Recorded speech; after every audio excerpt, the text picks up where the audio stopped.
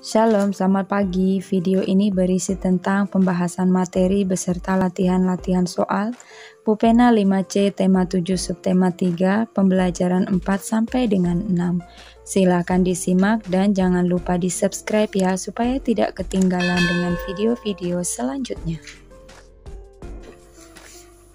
Pembelajaran 4 muatan IPS KD 3.4 dan 4.4. Upaya melestarikan kebudayaan bangsa Indonesia. Kita harus menghormati budaya dari daerah lain. Hal tersebut bertujuan untuk menjaga kedaulatan negara dan ketenteraman dalam hidup bermasyarakat. Sikap yang dapat kita lakukan untuk menghormati dan menghargai budaya daerah lain antara lain sebagai berikut. 1. Tidak membangga-banggakan budaya sendiri. 2. Tidak menjelek-jelekkan budaya daerah lain. 3. Mau menikmati pertunjukan budaya daerah lain. 4. Mau mempelajari budaya daerah lain. Pupena halaman 151 sampai dengan 152. Latihan muatan IPS KD 3.4 dan 4.4. 1. Perhatikan gambar di buku Pupena halaman 151. 1A. Apa nama dan dari manakah kebudayaan yang terdapat pada gambar tersebut? Jawabannya, namanya karapan sapi, berasal dari Madura, Jawa Timur. 1B. Apa tujuan dilaksanakan kebudayaan tersebut? Jawabannya, untuk melestarikan salah satu kebudayaan dari Madura, Jawa Timur. 1C. Bagaimana seharusnya sikap kita dalam rangka menghargai dan menghormati kebudayaan tersebut? Jawabannya, 1. Bangga terhadap budaya tersebut. 2. Menikmati pertunjukan budaya tersebut. 3. Mau mempelajari sejarah budaya tersebut. Pertanyaan 1D. Apa yang akan terjadi jika generasi penerus tidak ingin mempelajari kebudayaan tersebut? Jawabannya, kebudayaan kita dapat diambil dan diakui oleh negara lain. 2. Mengapa kebudayaan yang dimiliki orang lain atau daerah lain harus saling dihargai dan dihormati? Jelaskan pendapatmu. Jawabannya, karena Indonesia memiliki kebudayaan yang beragam, maka kita seharusnya semakin mempererat persatuan Indonesia seperti semboyan Indonesia Bhinneka Tunggal Ika. 3. Apakah daerahmu memiliki kebudayaan yang unik dan menarik? Tuliskan dengan singkat budaya di daerahmu dan cara yang tepat untuk melestarikannya. Jawabannya, ini contohnya kebudayaan di daerah saya, yaitu tari persembahan dari Bengkulu. Tari persembahan merupakan salah satu tarian yang menjadi ciri khas tarian identik dengan pengajuan tepak sirih kepada orang atau tamu agung untuk memakan sirih yang diberikan, dan sirih yang dimaknai dengan memberikan salam untuk menghormati tamu agung atau besar yang datang. Cara melestarikannya adalah mempelajari tarian ini dan mempersembahkannya ketika ada acara-acara penting di sekolah maupun di instansi lain. Muatan bahasa Indonesia KD 3.9 dan 4.9. Unsur-unsur dalam surat resmi. Bagian-bagian yang terdapat dalam surat resmi adalah sebagai berikut. Yang pertama, kop surat. Kop surat berisi identitas instansi pengirim surat beserta alamat lengkapnya. 2. Tanggal surat menunjukkan keterangan waktu dan tempat dibuatnya surat. 3. Nomor lampiran dan perihal surat. Berisi nomor dikeluarkan surat oleh instansi pengirim surat dan keterangan singkat mengenai maksud surat tersebut. 4. Alamat tujuan. Berisi identitas penerima surat. 5. Salam pembuka. Sapaan pengirim surat kepada pembuka surat. 6. Isi surat. Pesan yang ingin disampaikan pengirim surat. 7. Salam penutup, salam untuk mengakhiri surat. Dan 8. Nama pengirim, identitas pengirim surat. Perhatikan contoh surat undangan resmi berikut ini. Lihatlah unsur-unsur penyusunnya. Yang pertama, kop surat. Kop surat terletak paling atas. Kop suratnya Sekolah Dasar Erlangga, Jalan Haji Baping Raya nomor 100, Jakarta Timur. Yang kedua, tanggal surat. Tanggal suratnya Jakarta 10 Oktober 2017. Kemudian nomor lampiran dan perihal surat. Nomor 15, kemudian garis miring U, garis miring 2017. Lampirannya strip atau tidak ada. Kemudian perihalnya undangan pameran seni siswa. Alamat tujuan seluruh siswa SD Erlangga di Jakarta. Kemudian salam pembukanya dengan hormat. Isi suratnya di sini menyatakan informasi bahwa SD Erlangga akan mengadakan pameran seni siswa. Salam penutupnya hormat kami dan nama pengirimnya adalah Faisal Kamal MPD. Bupena halaman 155 latihan muatan bahasa Indonesia KD 3.9 dan 4.9. Perhatikan cerita berikut. Mei akan berulang tahun ke-10 pada tanggal 17 Februari 2018.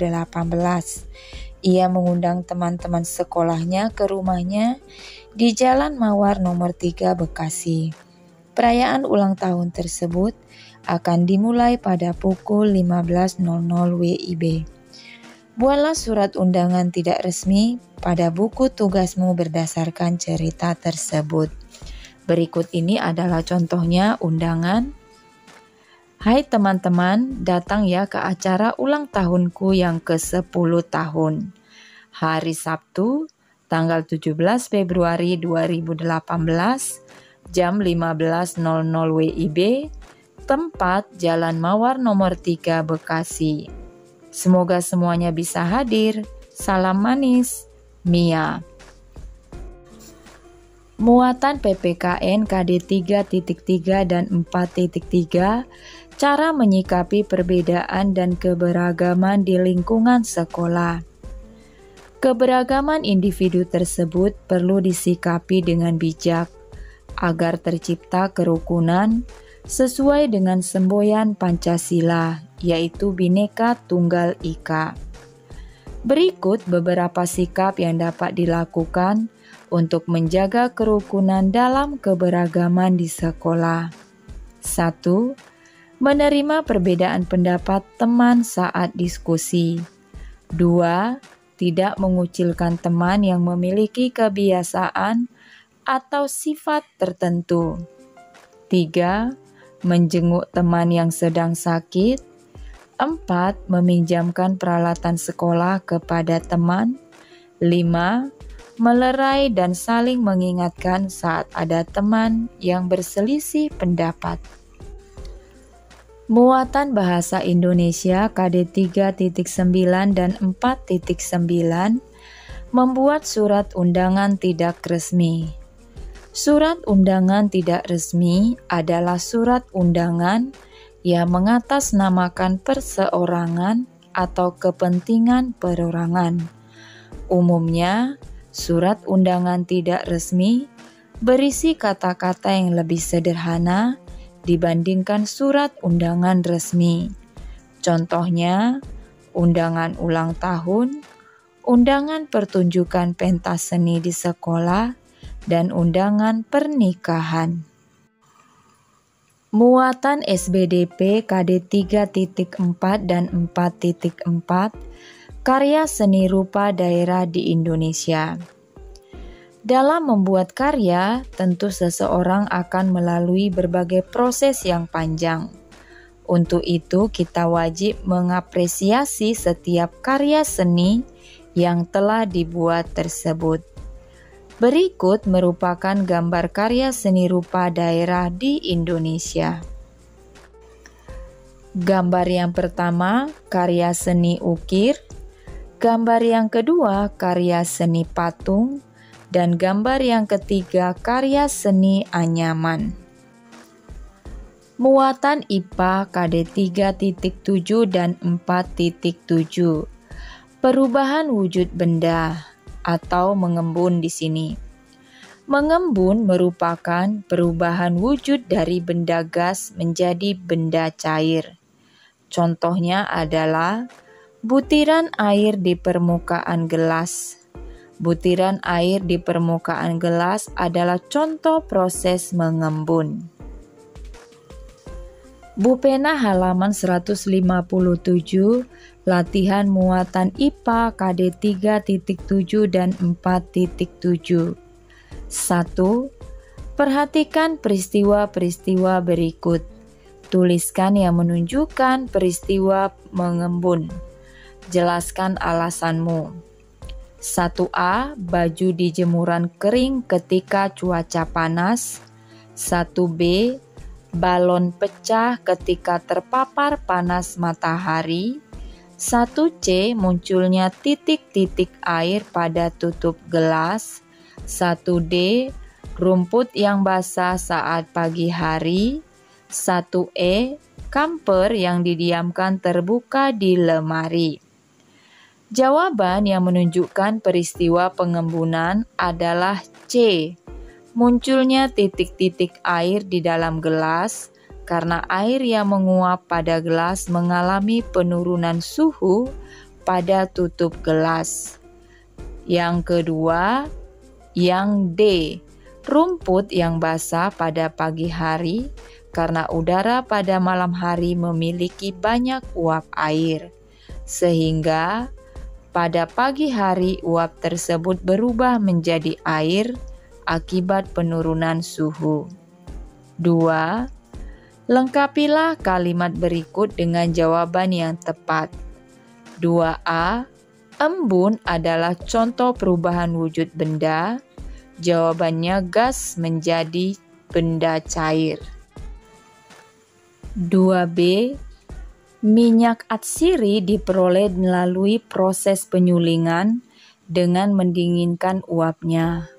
Proses pembuatan minyak atsiri memanfaatkan proses perubahan wujud, yaitu jawabannya dari gas menjadi cair atau proses pengembunan. 2C. Air yang dipanaskan akan menghasilkan uap. Uap tersebut akan menjadi titik-titik air karena terjadi, jawabannya penurunan suhu. Peristiwa tersebut disebut jawabannya pengembunan. 3. Apa yang menyebabkan terjadinya hujan? Apakah ada kaitannya dengan peristiwa pengembunan? Jika iya, jelaskan alasanmu. Jawabannya iya. Hujan terjadi akibat peristiwa kondensasi di mana uap air yang mengumpul mengalami penurunan suhu sehingga menimbulkan hujan.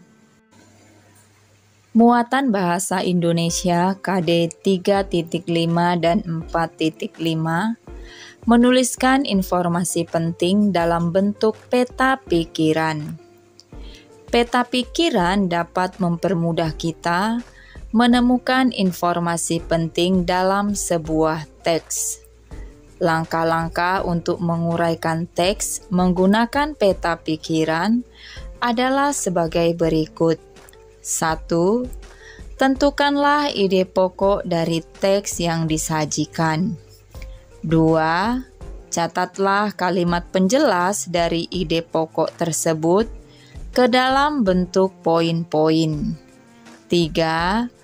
Tuliskan ide pokok dan kalimat penjelas tersebut ke dalam suatu bagan peta pikiran. Bu Pena halaman 158, latihan muatan bahasa Indonesia KD 3.5 dan 4.5. Kerjakanlah soal-soal berikut berdasarkan teks di buku Bu Pena halaman 158. 1. Buatlah peta pikiran mengenai sifat-sifat yang dimiliki oleh Jenderal Sudirman berdasarkan teks tersebut. Jawabannya berikut ini peta pikirannya. Yang kolom yang pertama atau kotak yang pertama, Jenderal Sudirman. Kemudian yang selanjutnya, tempat tanggal lahir, Jawa Tengah 24 Januari 1916. Sifat-sifatnya, yang pertama berani dan tegas, yang kedua disiplin dan berjiwa sosial yang tinggi, yang ketiga memiliki rasa nasionalisme yang tinggi. 2. Buatlah satu paragraf singkat berdasarkan peta pikiran yang telah kamu buat. Jawabannya, Jenderal Sudirman lahir di Jawa Tengah 24 Januari 1916. Jenderal Sudirman berani dan tegas. Sudirman terkenal sebagai seseorang yang disiplin serta berjiwa sosial tinggi. Karena rasa nasionalismenya yang tinggi, ia pun tidak bisa berdiam diri melihat penderitaan rakyat Indonesia.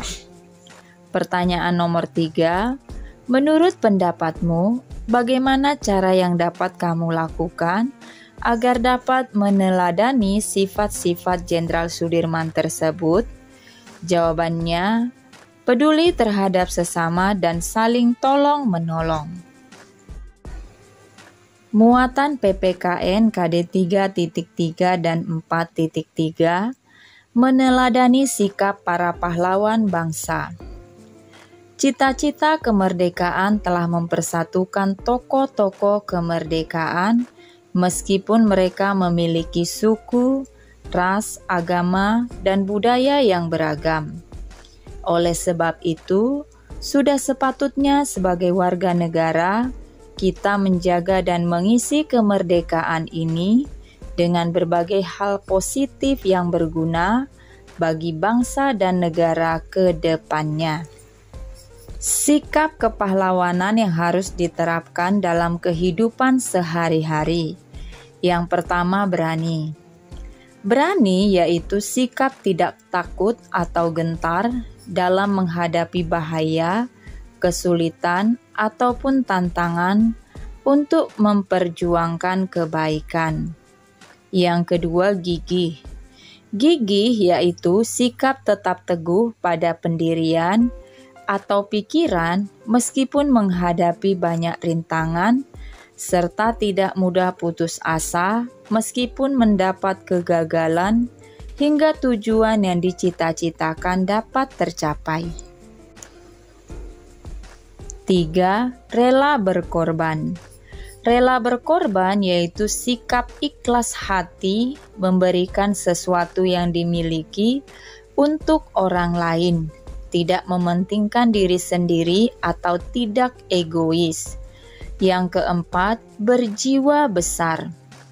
Berjiwa besar yaitu sikap mau menerima segala kritik, perbedaan hingga kekalahan dengan lapang dada, serta mau mengakui kesalahan dan memperbaiki kesalahan tersebut dengan penuh tanggung jawab. Muatan SBDP KD 3.4 dan 4.4 membuat karya seni rupa. Karya seni rupa merupakan karya seni yang memiliki nilai estetika atau keindahan serta makna yang tinggi. Setiap daerah memiliki ciri khas karya seni masing-masing, seperti lukisan kamasan yang terkenal di daerah Bali, seni batik yang terkenal dari daerah Pekalongan di Jawa Tengah, dan seni patung yang terkenal dari suku Asmat di Papua. Perhatikan gambar berikut ini. Gambar berikut ini adalah seni batik yang terkenal dari daerah Pekalongan di Jawa Tengah. Perhatikan gambar yang selanjutnya ini. Gambar ini adalah Museum Nasional. Museum Nasional berisi karya seni dari berbagai jenis budaya di Indonesia. Sekian saja pembahasan hari ini. Shalom.